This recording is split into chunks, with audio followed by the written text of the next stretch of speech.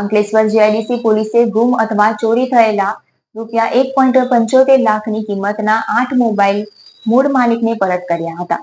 GIDC police દ્વારા વર્ષ 2025માં અત્યાર સુધી ₹4.59 લાખની કિંમતના 27 મોબાઈલ મૂળ માલિકને પરત કર્યા છે. અંકલેશ્વર જીઆઈડીસી પોલીસ તેરા તુજકો અર્પણ અભિયાન અંતર્ગત ગુમ અથવા ચોરી થયેલા 1.75 લાખની કિંમતના 8 મોબાઈલ મૂળ માલિકને પરત કરવામાં સફળતા મેળવી છે.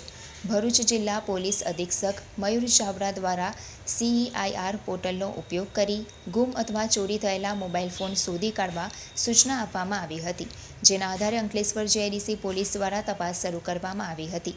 પોલીસે કેન્દ્ર સરકારના CEIR પોર્ટલના માધ્યમથી ગુમ થઈ ગયેલા મોબાઈલ ફોન એક્ટિવ થયા હતા, જેને ટ્રેસ કરી મૂળ માલિકને પરત કરવામાં આવ્યા છે.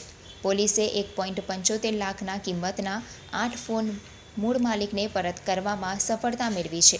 અંકલેશ્વર જીઆઈડીસી પોલીસ દ્વારા વર્ષ 2025માં અત્યાર સુધી ₹4,59,000ની કિંમતના 27 મોબાઈલ મૂળ માલિકને પરત કરવામાં સફળતા મેળવી છે.